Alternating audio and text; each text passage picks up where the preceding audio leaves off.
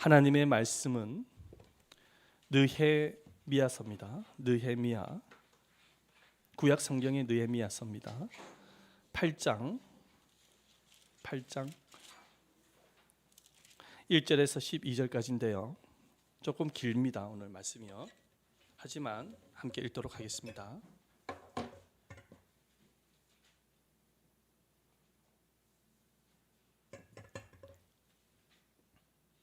두 구절씩 읽도록 하겠습니다. 737페이지에 있습니다. 이스라엘 자손이 자기들의 성읍에 거주하였더니 일곱째 달에 이르러 모든 백성이 일제 수문 앞 광장에 모여 학사 에스라에게 여호와께서 이스라엘에게 명령하신 모세의 율법책을 가져오기를 청하매 일곱째 달 초 하루에 제사장 에스라가 율법책을 가지고 회중 앞 곧 남자와 여자나 알아들을 만한 모든 사람 앞에 이르러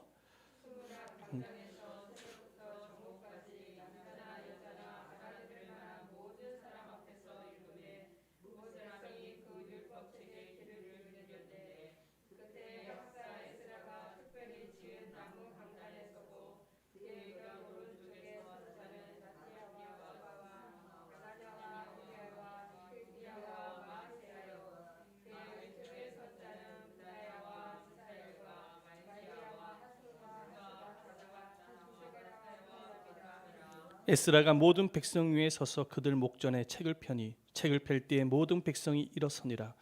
에스라가 위대하신 하나님 여호와를 송축하며 모든 백성이 손을 들고 아멘 아멘 하고 응답하고 몸을 굽혀 얼굴을 땅에 대고 여호와께 경배하니라. 에스라.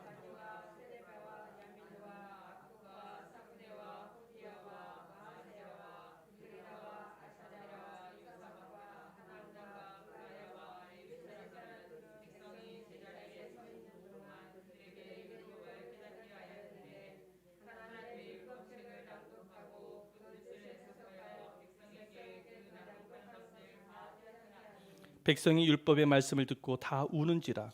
총독 느헤미야와 제사장 겸 학사 에스라와 백성을 가르치는 레위 사람들이 모든 백성에게 이르기를 오늘은 너희의 하나님의 여호와의 성일이니 슬퍼하지 말며 울지 말라 하고 느헤미야가 또 그들에게 이르기를 너희는 가서 살찐 것을 먹고 탄 것을 마시되 준비하지 못한 자에게는 나누어 주라. 이날은 우리 주의 성일이니 근심하지 말라. 여호와로 인하여 기뻐하는 것이 너희의 힘이니라 하고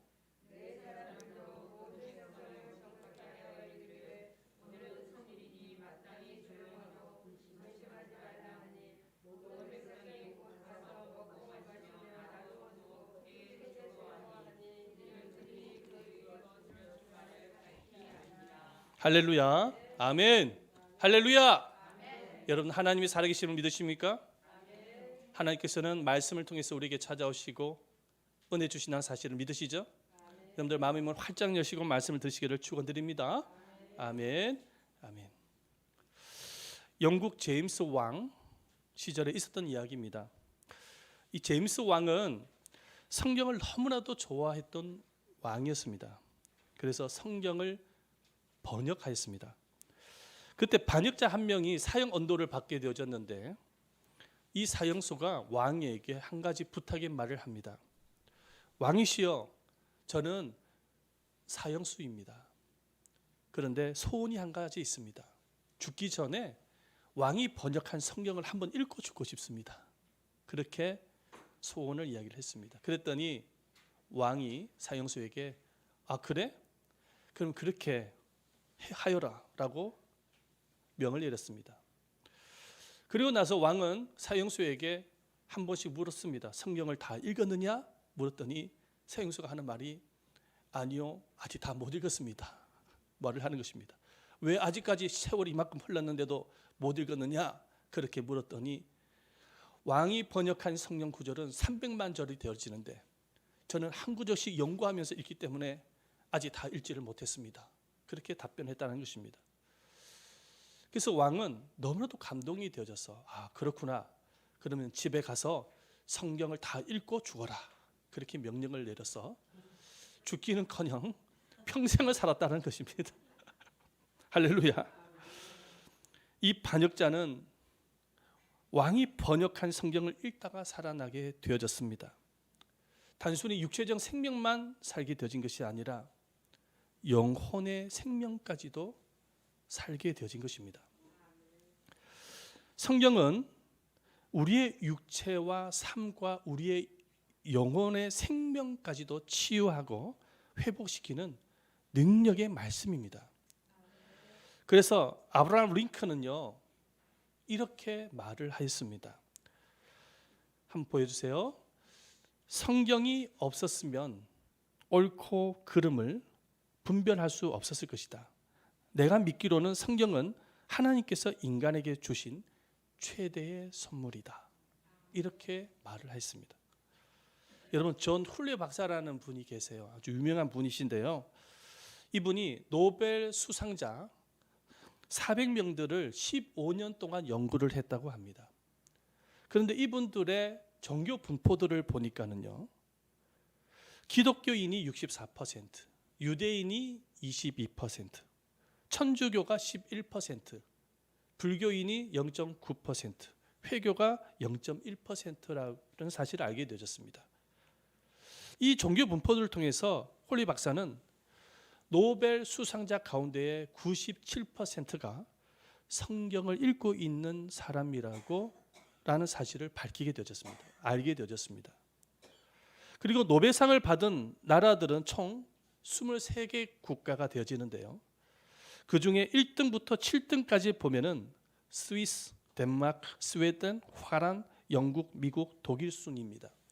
자, 그런데 이렇게 노벨상을 받는 나라의 특징을 보니까 모두가 다 성경을 사랑하고 성경을 읽고 있다는 사실을 발견하게 되어진 것입니다.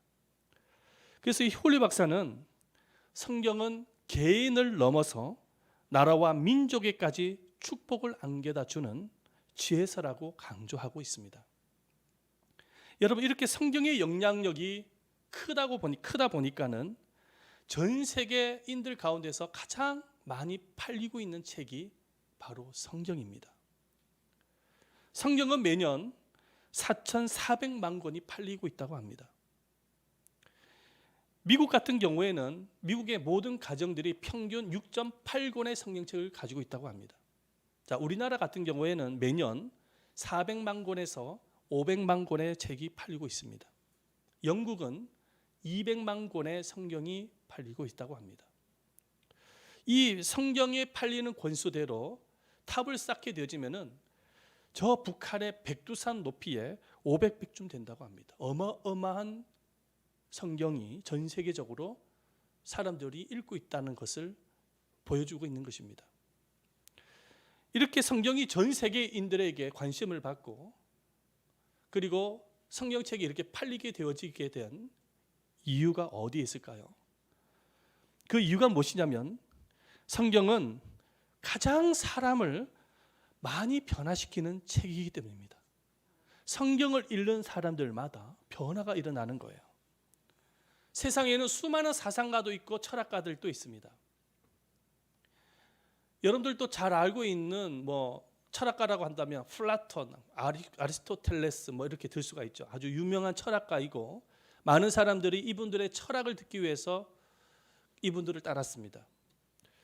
하지만 이분들의 철학은 훌륭했지만 이분들의 말에 의해서 회개하고 인생이 변화됐다라는 말을 들어본 적이 없습니다. 이스라엘에서 최고의 스승을 꼽으라고 한다면은 아키바라는 사람입니다. 아키바. 아주 최고로 유명한 학자였습니다. 탈무드의 이름이 언급이 될 만큼이나 이스라엘 백성들이 가장 존경하는 학자입니다. 로마에 이르기까지 그분의 학식과 철학이 전달될 만큼이나 대단하신 분이십니다. 하지만 지금까지 이분의 이름이 언급이 되는 경우는 거의 없습니다.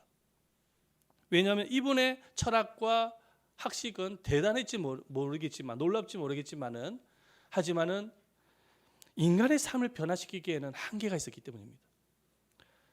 하지만 수천 년이 지났지만 여전히 인간의 삶을 변화시키는 책이 있습니다. 바로 성경입니다. 이 성경을 가까이 하는 이들마다 인생의 변화가 일어나고 삶이 풍성해지고 그리고 영혼의 참 기쁨을 누리게 되어지는 것입니다. 그래서 성경을 읽고 묵상하고 순종하는 개인과 교회와 민족에게 큰 부흥이 일어나는 것을 보게 되어집니다.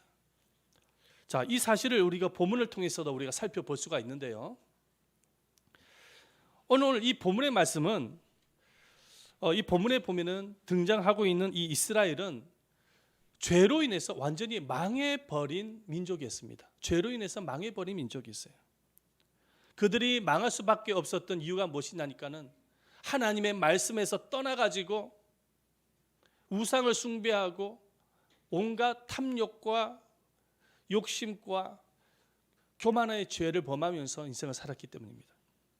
하나님은 여러 선지자들을 백성들에게 보내서 경고의 말씀을 전했습니다. 그렇게 하지 마라, 말씀으로 돌아와라, 그렇게 경고의 말씀을 전했지만은 이들은요 경고의 말씀을 무시했습니다. 하나님의 말씀을 무시했어요. 무시하고 오히려 경고의 말씀을 전했던 하나님의 선지자들을 핍박하고 죽이는 그런 큰 죄를 범하게 되었습니다. 이렇게 이스라엘 백성들이 영적으로 타락의 길로 가게 되어지자 하나님은 경고하셨던 대로 바벨로니아라는 나라를 일으켜 가지고 이스라엘을 멸망시켜 버립니다. 그래서 이스라엘에 그렇게 신성시 여겼던 예루살렘 성전이 무너지게 되어지고 수많은 백성들이 목숨을 잃게 되어지고 바벨로니아로 포로로 끌려가게 되어지는 그런 비극을 겪게 되어지는 것입니다. 완전히 영적으로나 육적으로 망할 수밖에 없는 처지를 만나게 되어진 거예요. 이런 비참한 현실 가운데서 이스라엘 백성들은 그 바벨로니아 포로 가운데서 할 수 있었던 일은 뭐냐면 이스라엘의 회복을 위해서 기도하는 것밖에 없었어요. 그래서 이들이 할 수 있는 것은 바벨론 강가라는 것이 있습니다. 노래도 지금 많이 나왔는데요. 이 바벨론 강가에 자기네들 강가에 모여가지고 이스라엘의 회복을 위해서 기도를 하는 거예요. 하나님 앞에 기도를 하는 거예요. 그렇게 기도를 했더니 하나님께서 이들을 불쌍히 여겨주셨어요. 그래서 하나님께서는 이스라엘이 바벨론 포로 생활 70년 만에 고국 땅 이스라엘로 다시금 돌아올 수 있도록 은혜를 베풀어 주셨습니다. 우리가 방금 읽었던 이 본문의 말씀이 어떤 말씀이냐면 느헤미야서라는 말씀인데요. 이 느헤미야서의 말씀을 보면 1장에서 7장까지는 어떤 말씀이냐면은 하나님께서 이 느헤미야를 통해서 이스라엘 백성들을 다시금 예루살렘으로 귀환할 수 있는 내용을 담고 있습니다. 그리고 무너졌던 예루살렘 성전을 다시 회복시키는 말씀을 담고 있어요. 그런데 13장에서 마지막 9절까지는 어떤 말씀이냐니까 느헤미야가 에스라와 함께 이스라엘 백성들이 영적 회복을 위해서 영적 부흥을 위해서 일을 하고 있는 장면을 담고 있습니다. 이 느헤미야는 이 에스라라는 사람과 함께 헌신과 열심을 통해서 이스라엘의 큰 영적 부흥을 일으키는데요. 그런데 이 이스라엘의 영적 부흥이 어떻게 해서 일어나게 되어졌는지에 대해서 우리가 유심히 살펴볼 필요가 있습니다. 이 이스라엘 백성들의 영적 부흥이 어떻게 해서 일어나게 되어진 것일까요? 그 시초가 무엇일까요? 그 시초가 무엇이냐면 이스라엘 백성들의 말씀 회복이 영적 부흥의 도화선이 되어졌다는 것입니다. 이스라엘 백성들은 예루살렘 성전 건축만으로는 영적으로 만족할 수가 없었습니다. 왜냐하면 70년 동안 바벨론 포로 생활을 하면서 말씀을 듣지 못했기 때문에 말씀이 듣지 못한 마음의 공허함이 있는 거예요. 여러분, 우리가 인생을 살아가면서 세상에 파묻혀 살아가는 가운데 하나님의 말씀을 듣지 못하게 되어졌을 때 여러분들의 영혼에 공허함이 넘친다는 사실, 고갈되어진다는 사실을 믿으시기를 바랍니다. 마음에 영적인 공허함이 있었던 거예요. 그 이스라엘 백성들이 정말로 원했던 것이 무엇이냐니까 말씀을 듣고 싶은 거예요. 하나님의 말씀. 말씀을 들으면서 정말로 영적으로 침체되어져 있고 고갈되어진 자신의 영혼에 심령의 부흥이 일어나는 것을 기대했던 것입니다. 그래서 이스라엘 백성들이 했던 일이 무엇이냐니까 수문장 광장에 사람들이 꽉 모이는 거예요. 백성들이 모이는 거예요. 뭐 오늘 우리나라로 말 같으면 광화문 광장에 사람들이 막 엄청나게 많이 모이기 시작합니다. 그리고 그때 당시 지도자였던, 그때 당시 제사장이며 학사였던 에스라에게 하나님의 말씀을 들려달라고 요청을 합니다. 우리 1절 말씀을 한번 읽어볼까요? 1절입니다. 시작. 이스라엘 자손이 자기들의 성읍에 거주하였더니 일곱째 달에 이르러 모든 백성이 일제히 수문학 광장에 모여 학사 에스라에게 여호와께서 이스라엘에게 명령하신 모세의 율법책을 가져오기를 청하매. 우리가 이 말씀을 유심히 한번 보시길 바랍니다. 에스라가 나서서 말씀을 전한 게 아닙니다. 이스라엘 백성들이 스스로 자원해서 말씀을 들려달라고 요청하고 있는 것입니다. 우리가 이 말씀을 보면서 우리가 직감할 수 있는 것이 무엇입니까? 영적 부흥이 어떻게 해서 일어났는지를 알 수가 있어요. 영적 부흥이 일어날 수 있었던 이유가 무엇이냐니까 이스라엘 백성들의 마음속에는 말씀에 대한 갈급함, 목마름, 사모함이 많았던 것입니다. 얼마나 하나님의 말씀에 대해서 목말라 있던지 3절 말씀에 이렇게 기록을 하고 있습니다. 한번 읽어보겠습니다. 시작. 수문학 광장에서 새벽부터 정오까지 남자나 여자나 알아들을 만한 모든 사람 앞에서 읽음에 묵백성이 그 율법책에 귀를 기울였는데. 아멘. 이 에스라가 저처럼 이렇게 강대상에, 나무로 만든 강대상에 올라옵니다. 그리고 말씀을 낭독을 하기 시작하는 거예요. 그런데 새벽부터 시작해서 정오까지, 여러분 새벽이면은 6시입니다. 새벽 6시를 말하는 것이고 정오면 12시를 말하는 거예요. 6시간 동안 말씀을 낭독을 하는데 남자 여자 할 것 없이, 어린아이 할 것 없이 모든 백성들이 6시간 동안 말씀을 듣는 것입니다. 조는 사람 없어요. 6시간 동안 말씀을 듣는 거예요. 여러분, 제가 만약에 이 강대상에서 6시간 동안 말씀을 전한다고 한다면 어떤 반응이 일어날까 한번 상상해 봤습니다. 여러분 은혜 받으시겠습니까? 6시간 동안 제가 설교를 한다고 한다면? 아멘이죠. 우리 교회는 아멘입니다. 할렐루야. 아멘입니다. 그러나 많은 교회들이 6시간 동안 말씀을 전한다고 한다면 아마 뛰쳐나갈 것 같습니다. 뛰쳐나갈 거예요. 너무 지루하고 못 견뎌서 바쁜 이유로 아마 뛰쳐나갈 거예요. 6시간 동안 백성들이 수문학 광장에 앉아가지고 하나님의 말씀을 듣는 거예요. 그것도 하루가 아닙니다. 7일 동안 듣습니다. 우리 말씀 보십시다. 18절 말씀 읽겠습니다. 시작. 에스라는 첫날부터 끝날까지 날마다 하나님의 율법책을 낭독하고 무리가 이래 동안 절기를 지키고 8째 날에 규례를 따라 성회를 열었느니라. 아멘. 7일 동안 하나님의 말씀을 듣는 거예요. 더 놀라운 것은 뭐냐면은 이 에스라가 성경을 낭독을 하는데 청중들의 지루함을 없애기 위해서 뭐 유머를 섞는다든지 뭐 애화를 섞었다든지 아니면 뭐 화려한 언어를 구사했다라는지 그러지 않았다라는 것입니다. 그냥 에스라가 한 일은 무엇이냐니까는 이 율법책 성경을 들고 그냥 읽는 것 외에는 한 일이 없어요. 그냥 낭독만 한 거예요. 뭐 그때 당시에 오늘날처럼 이런 마이크가 있는 것도 아니고 그냥 육성으로 성경을 낭독하는 것밖에 없었습니다. 근데 이 말씀을 듣기 위해서는 어떻게 되니까 최대한 조용해야 되는 거예요. 백성들이 조금만 웅성거리기 시작하면 말씀이 귀에 들어오지 않기 때문에 최대한 조용했을 것입니다. 그러면서 하나님의 말씀을 들었다는 거예요. 이렇게 이스라엘 백성들이 하나님의 말씀에 집중할 수 있었던 이유가 무엇이냐니까 그 마음속에 말씀에 대한 갈급함, 목마름이 많았던 것입니다. 뿐만 아니라 그들이 하나님의 말씀을 그렇게 귀담아 들었던 이유가 무엇이냐니까 여러분, 이 성경은 하나님께서 우리들에게 주신 말씀이기 때문에 하나님의 말씀 앞에 경외해야 된다라는 믿음을 갖고 있었던 거예요. 하나님의 말씀 앞에 경외해야 된다는 거예요. 겸손해야 된다는 거예요. 이들의 말씀 앞에 경외한 반응을 우리가 말씀을 통해서 찾아볼 수가 있는데요. 우리 한번 말씀 한번 찾아보십시다. 5절 말씀입니다. 다 같이 한번 읽어봅니다. 5절입니다. 시작. 에스라가 모든 백성 위에 서서 그들의 목전에 책을 펴니 책을 펼 때에 모든 백성이 일어서니라. 아멘.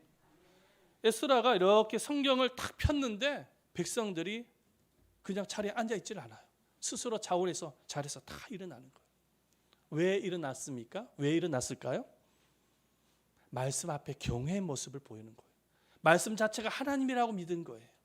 그래서 그 자리에서 일어난 것입니다. 일어나서 하나님의 말씀을 듣는 것입니다. 그렇게 말씀을 듣는 가운데서 여러분, 에스라가 성경을 낭독할 때마다 이스라엘 백성들은 아멘으로 화답을 합니다. 우리 6절 말씀을 읽어봅니다. 6절 읽어보겠습니다. 시작. 에스라가 위대하신 하나님 여호와를 송축하며 모든 백성이 손을 들고 아멘 아멘 하고 응답하고 몸을 굽혀 얼굴을 땅에 대고 여호와께 경배하니라. 아멘. 하나님의 말씀을 듣는 가운데 그냥 가만히 있을 수가 없었던 거예요. 말씀을 듣는 가운데 아멘 아멘 소리를 외칩니다. 그리고 무릎을 꿇고 엎드리기 시작합니다. 왜냐하면 하나님의 말씀이 하나님으로 받아들인 거예요. 그만큼 하나님의 말씀을 경외했던 것입니다. 이렇게 하나님의 말씀에 대한 간절함, 갈급함, 목마름, 경외함이 있었기 때문에 이들의 마음속에 말씀을 듣는 가운데에 영적 부흥이 일어났던 것입니다. 여러분, 이 다윗이, 여러분들 잘 아는 다윗이 하나님의 말씀을 얼마나 사모했는지 모릅니다. 그래서 뭐라고 고백을 하고 있냐니까 이렇게 고백을 합니다. 시편 말씀 읽어봅니다. 시작. 내가 주의 계명을 사모함으로 입을 열고 헐떡였나이다. 하나님의 말씀을 너무너무 사모해서 입을 열고 헐떡였다는 거, 헐떡였다는 거. 말씀을 입술로 읊조렸다는 것입니다. 사랑하는 여러분, 여러분들의 마음은 어떻습니까? 너무나도 분주하고 바쁜 세상에 우리는 살아가고 있습니다. 너무나도 바쁩니다. 이것 때문에 바쁘고 저것 때문에 바쁘고. 그런데 여러분, 혹시 여러분들의 마음속에 이 바쁨 때문에, 분주함 때문에 하나님의 말씀을 가까이 하지 않고는 있지는 않습니까?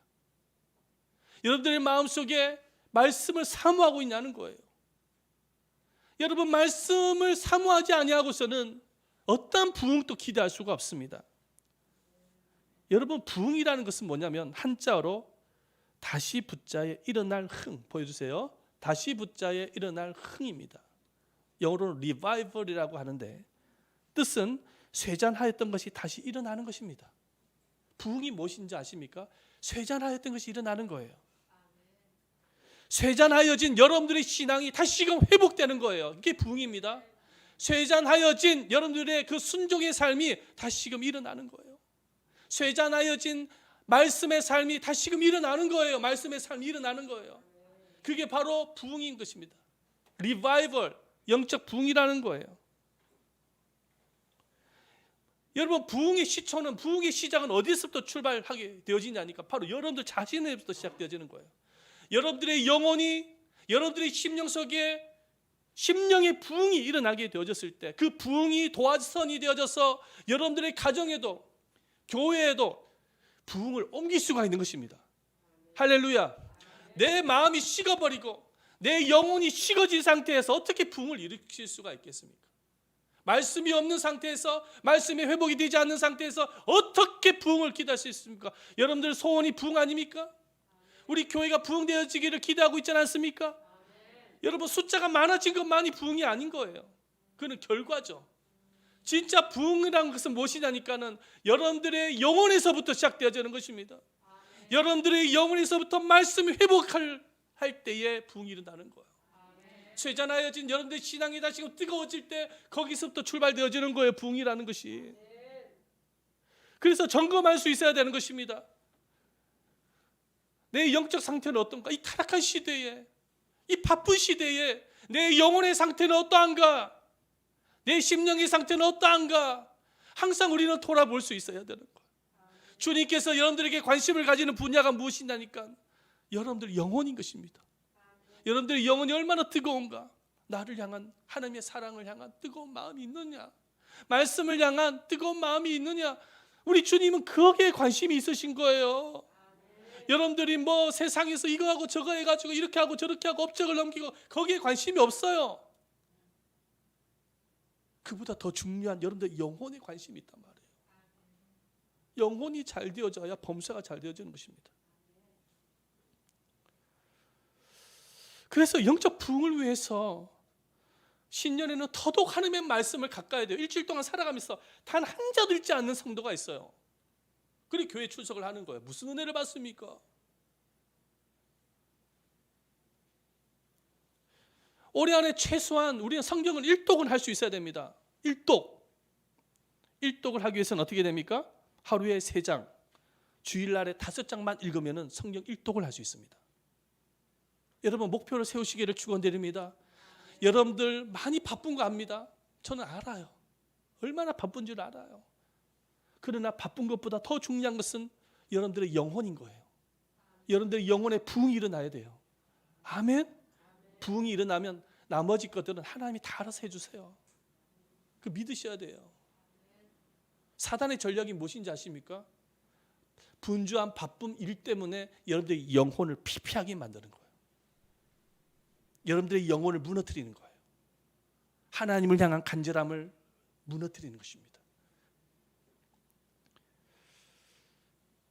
하나님의 말씀을 읽는 것뿐만 아니라 날마다 하나님의 말씀을 묵상할 수 있어야 돼요. 다윗처럼 읊조릴 수 있어야 돼요. 말씀을 늘 생각할 수 있어야 돼요. 자, 그런데 이스라엘 백성들에게 영적 부흥이 온 것은 단순히 성경만 들었기 때문만이 아닙니다. 이스라엘 백성들에게 영적 부흥이 올 수 있었던 것은 하나님의 말씀대로 순종했기 때문입니다. 할렐루야. 그들은 성경을 듣고 은혜를 받고 난 이후에 가장 먼저 순종했던 것이 있었어요. 가장 먼저 순종했던 것. 그게 뭐냐? 회개입니다. 회개했어요. 에스라가 말씀을 낭독하고 있는데 백성들이 울기 시작합니다. 우리 말씀을 보십시다. 9절 말씀이죠. 9절입니다. 시작. 백성이 율법의 말씀을 듣고 다 우는지라. 한두 사람이 아니에요. 구수문안 광장에 모였던 모든 백성들이 울기 시작하는 거예요. 말씀을 듣고 우는 거예요. 어떻게 울었을까요? 소리를 지르며 울었을 것입니다. 가슴을 치며 울었을 것입니다. 왜 울었을까요? 왜 울었을까요? 하나님의 말씀을 듣는 가운데에 지금까지 하나님의 말씀대로 살지 못한 죄가 깨닫게 된 거예요. 여러분, 말씀이 들어가야 자신이 무슨 죄를 지었는지를 알게 되어지는 것입니다. 이 마음의 양심에 찔리기 시작을 한 것입니다. 그러니까 이 백성들이 울기 시작한 거예요. 어찌할꼬 하며 울었던 거예요. 한두 사람이 아니 완전히 눈물바다라니까. 눈물바다. 부흥은 여기서부터 시작된다는 거예요. 회개에서부터 울기 시작하는 거예요. 과거에는요, 선지자가 경고의 말씀을 전했는데도 불구하고 마음이 강팍해가지고 회개하지 않았던 아주 나쁜 사람들이었습니다. 근데 지금은 상황이 완전히 바뀌어진 것이죠. 지금은 너무나도 하나님의 말씀을 듣고 눈물을 흘리면서 회개할 만큼 겸손한 백성으로 바뀌어진 거예요. 심령의 변화가 일어나고 있어요. 마음의 변화가 일어난 것입니다. 마음속에 사단이 가득했는데 그 사단이 다 떠나가고 마음의 변화가 막 일어나고, 이게 부흥인 거예요. 그리고 그들은 또 말씀을 듣는 가운데 순종했던 것이 있습니다. 그 순종이 뭐냐? 성의를 지키는 것이었습니다. 성의를 지키는 것이었어요. 뭐 오늘날로 말할 것 같으면은 주일 성수를 지킨 거예요. 느헤미야는 울고 있는 백성들에게 오늘은 성일이니 울지 말고 기뻐하라고 말씀을 전합니다. 그러자 모든 백성들이 울음을 그치고 오늘은 성일이니까 기쁜 마음으로 하나님께 경배를 드려야 된다고 고백을 하면서 성일을 거룩하게 지킵니다. 오늘 말씀 보십시다. 10절 말씀을 읽어봅니다. 10절입니다. 시작. 느헤미야가 또 그들에게 이르기를 너희는 가서 살찐 것을 먹고 단 것을 마시되 이날은 우리의 주의 성일이니 근심하지 말라. 여호와로 인하여 기뻐하는 것이 너희의 힘이니라 하고, 이렇게 성의를 지키면서 부흥이 일어납니다. 백성들의 마음에 큰 부흥이 일어나는 거예요. 영적 회복이 일어나는 거예요.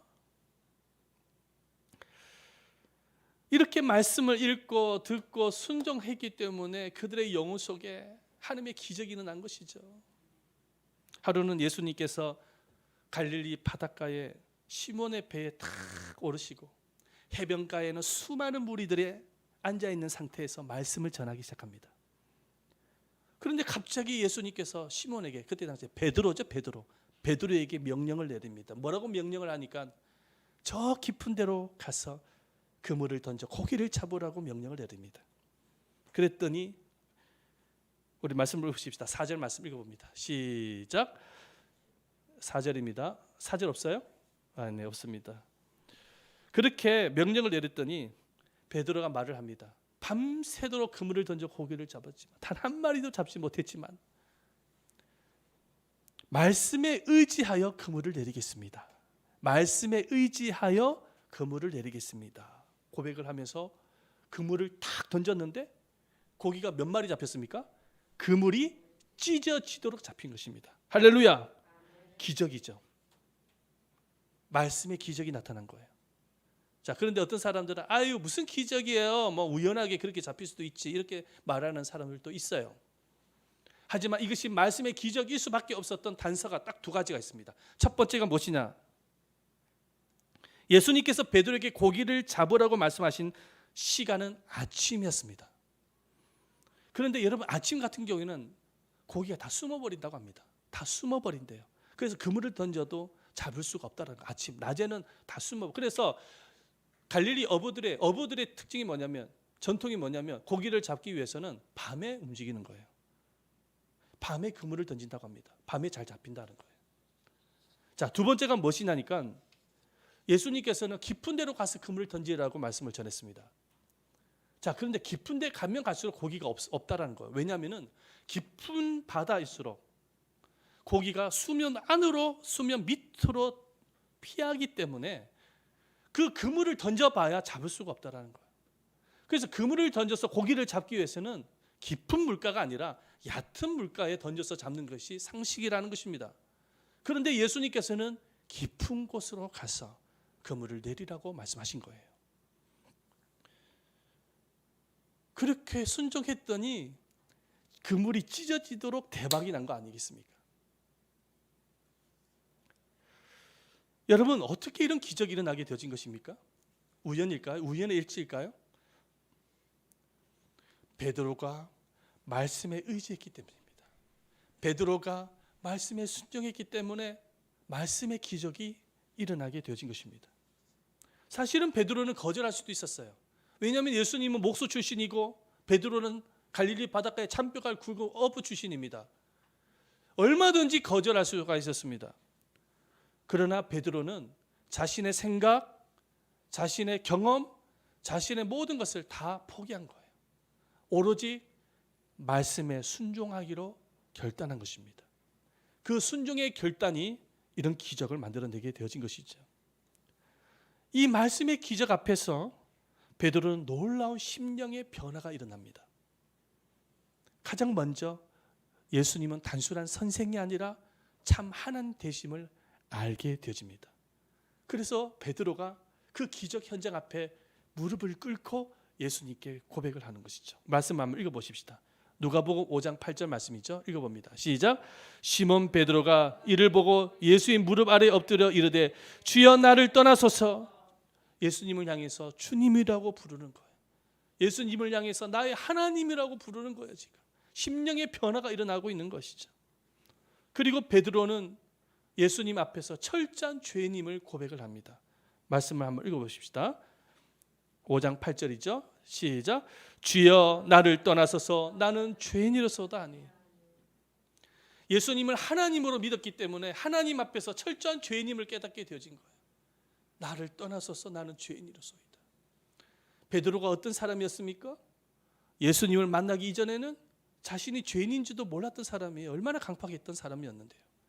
그런데 예수님을 만나자마자 이런 은혜를 통해서 자신의 죄를 고백하는 베드로가 되어진 것입니다. 그뿐만 아닙니다. 베드로는 그렇게 소중하게 여겼던 세상의 것들을 다 포기합니다. 그리고 예수님을 따르는 제자가 되기로 결단합니다. 말씀을 보십시다. 누가복음 5장 11절 말씀이죠. 읽어봅니다. 시작. 그들이 베드로를 육지에 대고 모든 것을 버려두고 예수를 따르니라. 아멘. 여러분, 베드로 이 한 사람을 한번 상상해 보시기를 바랍니다. 예수를 만나기 이전에 베드로는 자기밖에 몰랐던 사람이었습니다. 교만했던 베드로, 마음이 강팍했던 베드로, 이기적이었던 베드로였어요. 그 베드로가 그 말씀의 체험을 통해서, 말씀의 기적을 통해서 심령의 변화가 일어났던 거예요. 그 심령의 변화는 어떤 변화입니까? 자기 자신의 죄인임을 깨닫게 되어지고,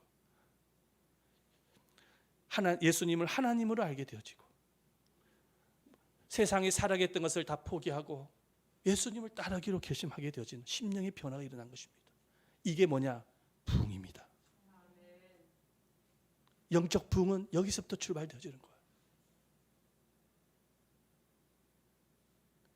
말씀을 가까이 할 때에, 말씀의 기적을 체험할 때에 나타나는 게 뭐냐면 부흥이에요. 여러분들의 가슴 속에, 여러분들의 영혼 속에 이런 부흥이 일어날 수 있어야 되는 거예요.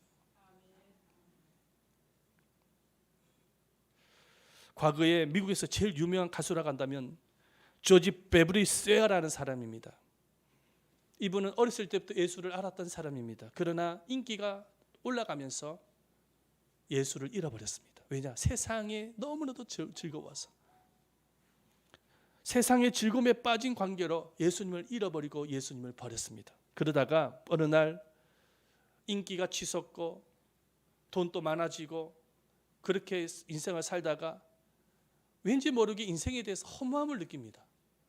그런데 어느 날 어떤 청년이 전하는 집회에 참석을 했습니다. 예배에 참석을 했는데 그 예배에 참석을 하는 가운데 말씀을 듣는 가운데 예수님을 다시금 만나게 되어집니다. 그래서 그날 밤 그는 생각을 합니다. 나는 돈도 명예도 다 얻었다. 그러나 인생의 목적을 잃어버렸다. 이런 생각을 가지면서 그날 밤에 강대상 앞에 나와서 무릎을 꿇고 주님 앞에 자기 인생을 주님께 바치기로 서원을 합니다. 베드로처럼 영적 부흥을 경험하게 되어진 것이죠. 그리고 와서 이제 집으로 와서 친구가 자기에게 맡겨진 그 가사를 보고 작곡을 하려고 했는데 전화가 한 통이 들어옵니다. 알고 보니까 방송국에서 전화가 온 거예요. 방송국에서 뭐라고 전화를 했냐니까는 돈을 더블로 줄 테니까, 2배 이상으로 줄 테니까 계약을 하자는 통보였습니다. 그런데 이분이 뭐라고 이야기를 하며 거절을 하냐니까, 미안하지만 나는 오늘 밤 제 목소리를 주님 앞에 드리기로 결정했습니다. 앞으로 제 목소리는 주님만을 위해서 사용되어질 것입니다. 그러면서 그 많은 재정을, 그 많은 출세의 길을 포기해버리고 그때부터 주님을 찬양하는 가수로 인생을 살아가게 되어집니다. 그런데 그 시간에 갑자기 귓가에 맹맹거리면서 뭔가 음률이 막 생각이 나는 거예요. 그러면서 펜을 들어서 작곡을 하기 시작하라는데 이분이 지은 노래가 어떤 노래냐? 주 예수보다도 귀한 것은 없네. 이 세상 부귀와 바꿀 수는 없네. 영죽을 내 대신 돌아가신 그 놀라운 사랑 잊지 못해. 세상 즐거움 다 버리고 세상 자랑 다 버렸네. 주 예수보다도 귀한 것은 없네. 이분의 찬양 소리를 한번 들어보도록 하겠습니다. 영상을 잠시 한번 볼게요. 보고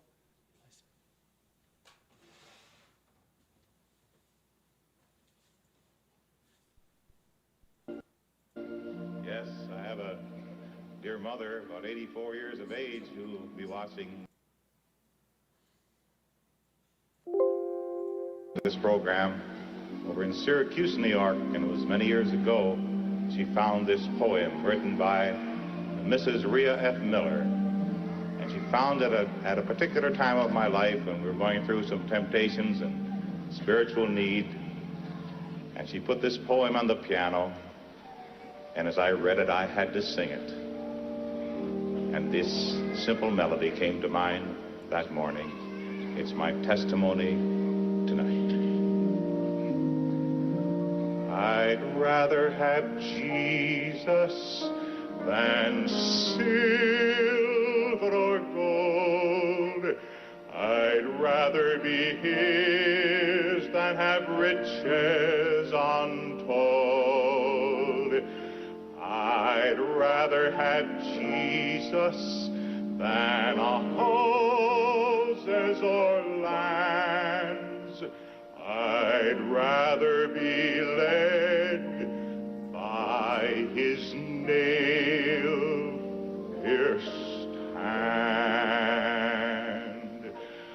I'd rather have Jesus than men's applause. I'd rather be faithful to his dear cause. I'd rather have Jesus than worldwide fame. I'd rather be true to his holy name than to be the king of a vast domain, or be held in sin's dread sway. I'd rather have Jesus than anything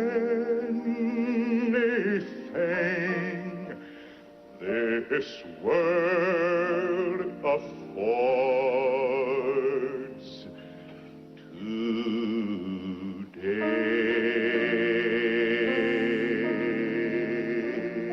할렐루야. 하나님께 영광의 박수를 돌리겠습니다. 말씀의 회복이 부흥의 시작입니다. 말씀의 회복이 축복의 시작입니다.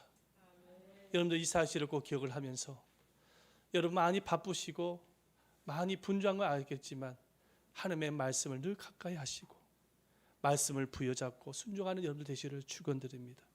부흥의 역사 여러분을 통해서 가정과 교회, 이 나라에 충만하게 나타나기를 축원드립니다. 우리 한번 이 시간에 통성으로 기도하십시다. 기도를 드릴 때에 하나님, 주님, 말씀의 회복이 부흥의 시작입니다. 너무나도 분주하게 살면서 말씀을 가까이 하지 못했다면 용서해 주시고, 하나님 주의 말씀을 항상 가까이 하고 붙잡고 말씀대로 살아가는 저희들 되어지고, 우리의 심령에서부터 부흥의 역사가 일어나고 그 부흥이 우리 가족과 교회에 옮겨질 수 있는 역사가 일어나게 해달라고, 우리 한번 이 말씀을 생각하면서 다 같이 통성으로 기도하도록 하겠습니다. 주여 삼창하며 기도하겠습니다. 주여, 주여, 주여. 살아계시고 자비로우신 아버지 하나님 앞에 감사드립니다. 거룩하신 아버지 하나님, 주님께서 오늘 주신 말씀과 같이 주님께서 우리에게 생명의 말씀을 주셨습니다.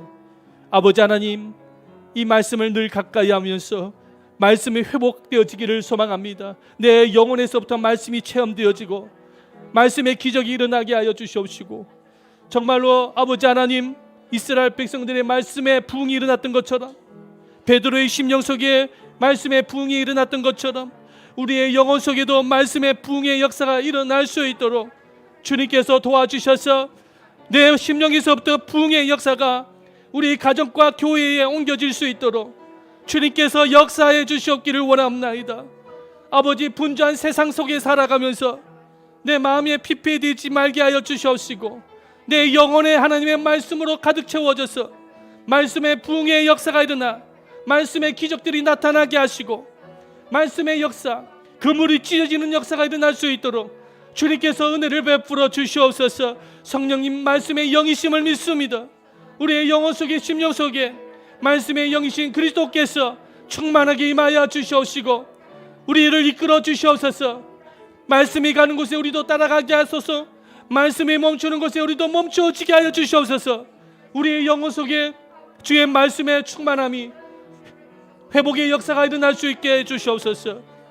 아버지의 말씀이 부흥이 일어나 우리 다 아버지 세상 사람들에게 복음을 전하고, 아버지 하나님 전도의 문이 열리게 하시고 교회의 놀라운 부흥의 역사가 일어날 수 있도록 주님께서 도우시며 함께해 주셨기를 원합나이다.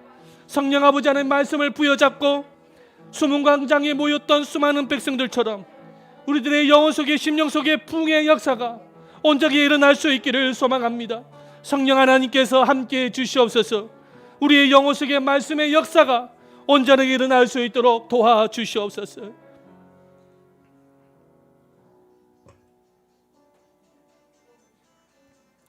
살아계신 아버지 하나님, 오늘 귀한 말씀으로 인도해 주셔서 감사합니다. 순화 광장에 모여들었던 이스라엘 백성들의 영적 상태처럼 아버지 하나님, 우리들의 영혼 속에도 말씀에 대한 갈급함, 하나님을 향한 목마른 마음이 많습니다. 아버지 하나님, 분주하고 바쁜 세상에 살아가면서 아버지 하나님 말씀에 대한 갈급함, 사무함, 경외심을 가지고 아버지 말씀을 가까이 하고 날마다 주님을 사랑하고 말씀대로 살아감으로 인해서 말씀의 기적의 역사들이 우리의 삶 속에